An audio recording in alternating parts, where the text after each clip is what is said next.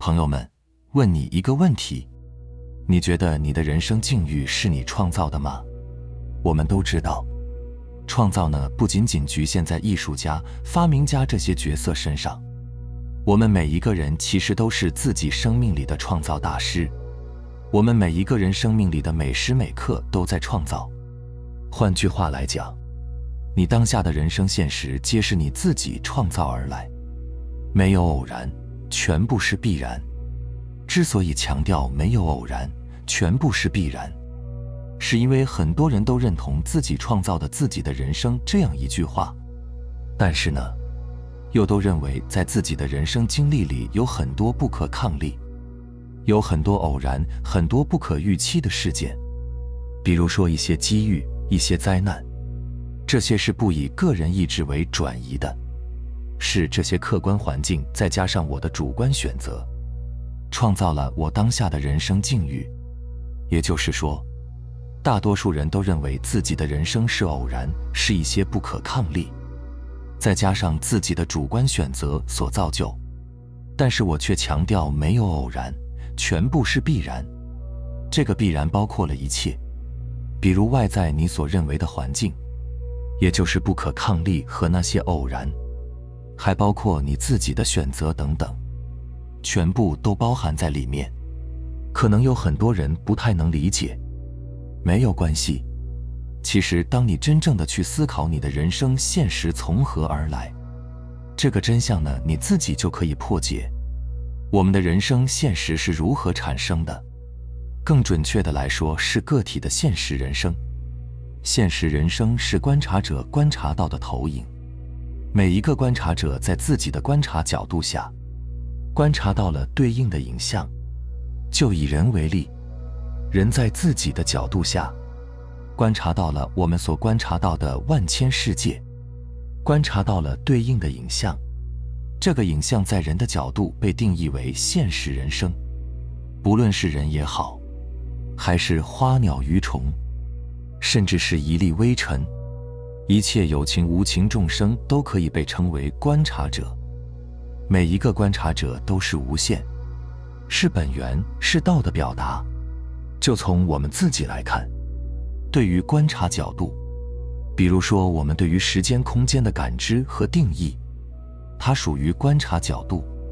我们作为人，以眼耳鼻舌身感知周围，在相同的地方，你看花是红色的，我看花也是红色的，这是观察角度。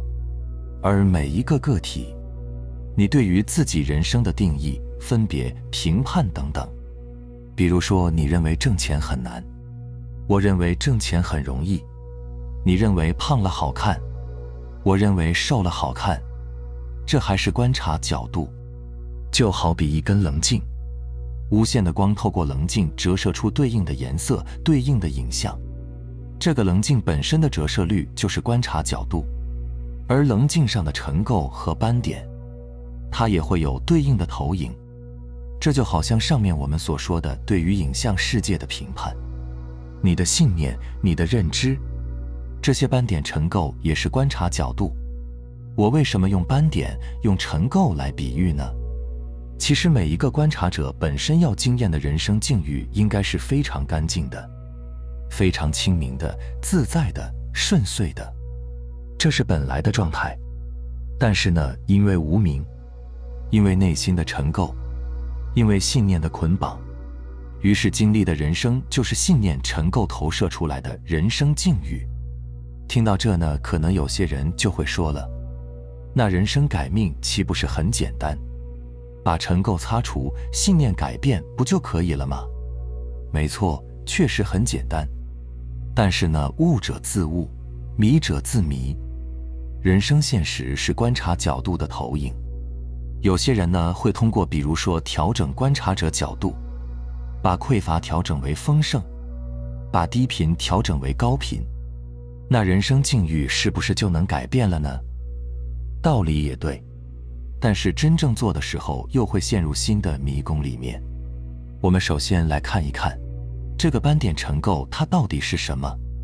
简单来说，它就是每一个人从小到大的信念体系。这个信念体系深深地扎根在了二元对立里。比如说，什么是好？有钱好，没钱不好；房子大好，没房子不好；长寿好，短命不好。以好和不好为例延伸，什么是善？什么是恶？什么是美？什么是丑？人们都活在自己建立的标准里。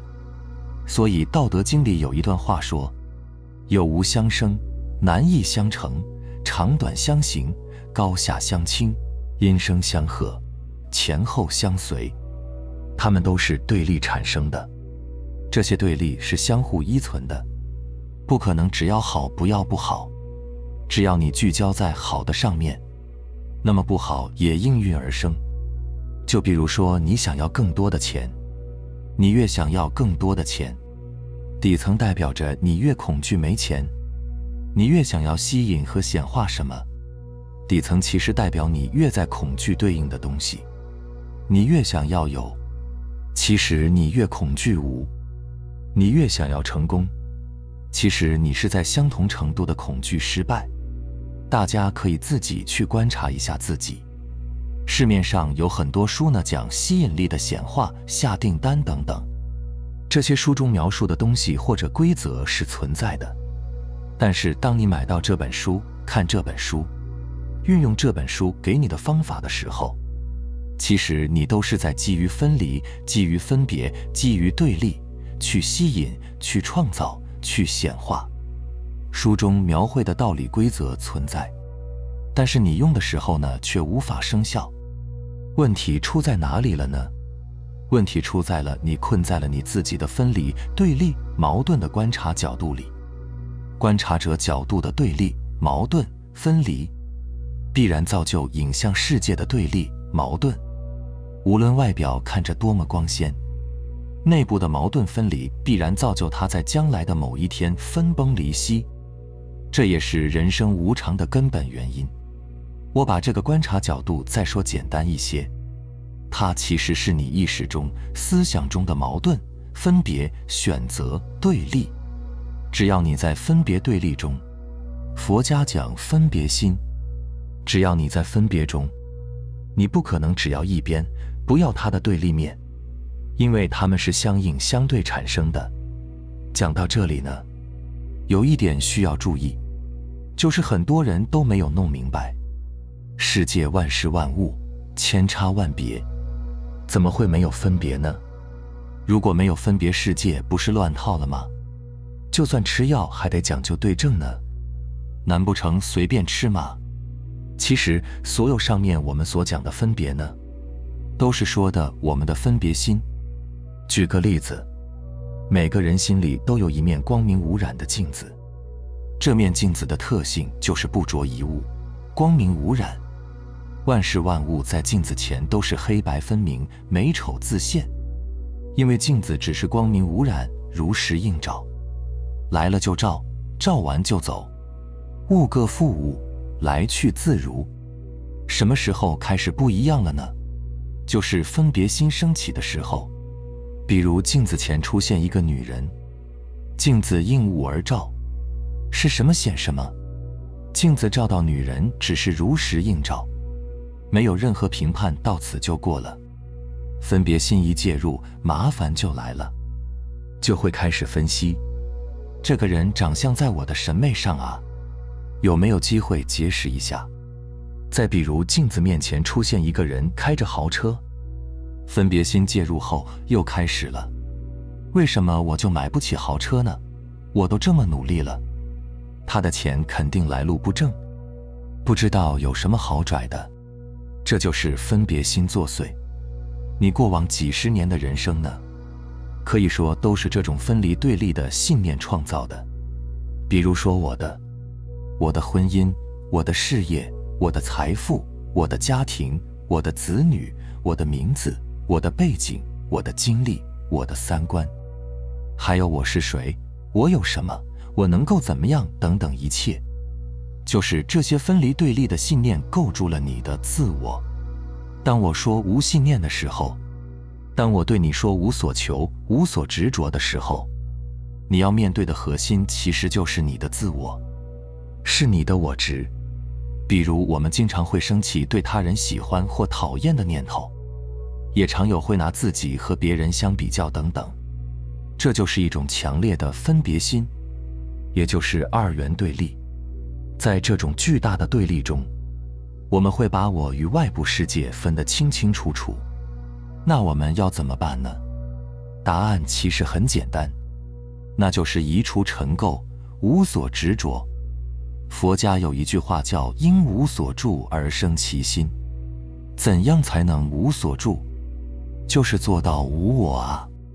我之前举过这样一个例子，大家应该也都经历过，就是在课堂上老师点名字回答问题的时候，大家都很紧张，因为怕被喊到。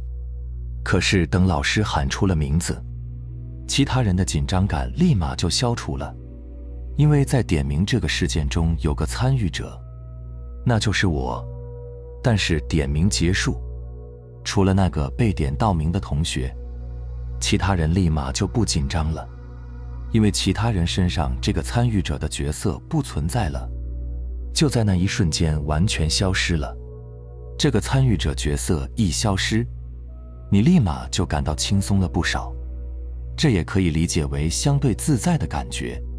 当然，这种自在的感觉也只是一瞬间的功夫，就是在你感到轻松的那一刻，之后又消失了，因为你又开始起分别了。你会关注那个被点名的同学回答的好不好，老师满不满意，你起的分别把那个同学和自己做了区分，分出了你的和我的区别。这时候我又出现了，回头再来看因无所住而生其心。如果我们要做到真正的生其心，而不是片刻的感觉，那最简单的做法当然就是抽掉我，也就是你要斩杀自我，斩杀我执。然后在这里你必然会面对恐惧，恐惧失去一切，恐惧你几十年经历的人生，恐惧你在乎的一切变成了梦幻泡影。而这个恐惧的根源在哪里？在无我。恐惧本身就没有一个我在，自我本身就是虚妄的，没有一个我在。真正意义想要摆脱无常，跳脱人生轮转，这就是必经之路。那想要摘掉这个我有什么方法呢？还是那句话，活在当下，当下即是圆满，一切皆是奇迹。它不是一段心灵鸡汤，而是真正意义的功课。当然了，别看有些人天天把活在当下挂在嘴边，但是他们很多人并没有理解透，也并没有真正做到。就拿吃饭来说，问你这一口是什么滋味，你很自然就答上来了。问你上一口呢，你说不都同一个东西吗？当然是同一个味道。其实不是这样，一口一个味，只是你并没有活在当下。你所做的不过是为你的味觉添加上幻想，因为你吃这一口饭的时候，你心思并不在吃饭上面，你想的是一会儿去哪里玩，明天有什么安排，脑袋里各种思绪翻飞。你并没有活在当下，而是活在你的思绪里。这当中的真相是，思绪中充满分别心，你的分别心又是我执所带来的，活在我执里，你就不可能得自在。听到这里呢，估计有些人会产生一个疑惑，那就是活在当下是不是也有一个我呢？如果没有我，拿什么活在当下？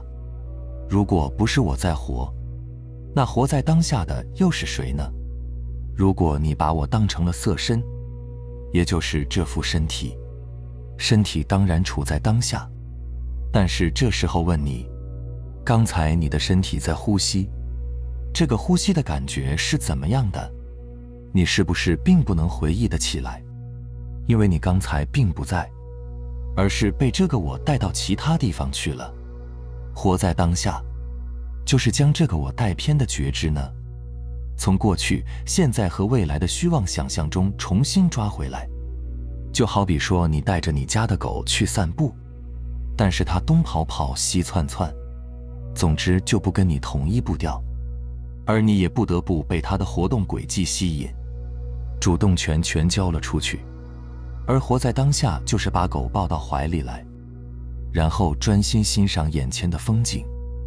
一棵树看过就看过了，一朵花赏过就赏过了，甚至一阵风吹拂过，这种舒适感过去就过去了，因为你总还是要继续散步，这就是无所住的自在状态。如果你还要去想，例如刚才经过的那朵花真好看，那么你要留意，一定是你怀里的狗又窜出去了，是你的狗被那朵花勾住了，而不是你。如果你把狗的喜欢当做了自己的喜欢，这就是执着。与此同时，消失的就是自在。明白了吗？